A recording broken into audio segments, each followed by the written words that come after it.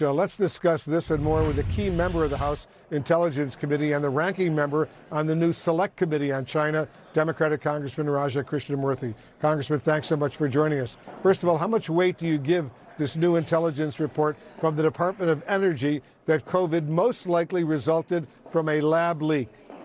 Well, I think that it was one of 8 to 10 different assessments, and so it has to be taken seriously. But in context of the others, it did come in as low confidence. But all that being said, I think that the committee that is studying this in depth, which is the Special Select Committee on the Coronavirus, which is a subcommittee of the Oversight Committee, will continue to look into this, and they should, because we need to know the origins of the pandemic to prevent it from happening again. 1 million Americans have died already from COVID, and many millions more people around the world have died. So everyone has to learn the origins to make sure it doesn't ever happen again. Do you have insight, Congressman, into what new intelligence or analysis led the Department of Energy to actually change its assessment? I'll be looking at the report later. I can't get into classified details, but obviously DOE came into more information over the preceding couple months to arrive at this new conclusion. So just to be specific, when are you actually going to have an opportunity to look at this report? Probably this week. All right, we'll continue the conversation after that, of course. You heard the House Foreign Affairs Committee Chairman Mike McCall say he's concerned that the funding from the National Institutes of Health went to this Wuhan lab. He wants accountability. Do you share those concerns?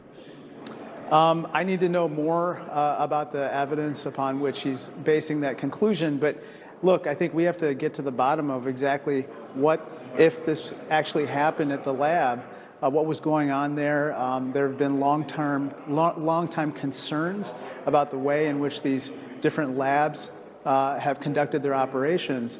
But all that being said, unfortunately, the PRC and the Chinese Communist Party are being very opaque. They are not being transparent about this issue, which, by the way, is true of many others, and that's in part why our Select Committee has been established to deal with some of these challenges and get at the facts behind our concerns.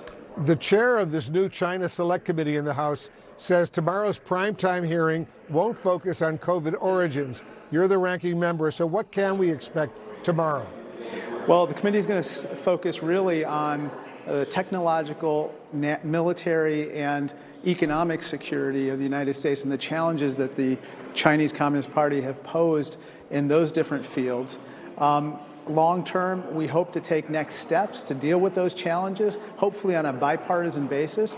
And then with the appropriate committees of jurisdiction, both Leader Jeffries and Speaker McCarthy have asked us to try to usher legislation through those appropriate committees to deal with the threats.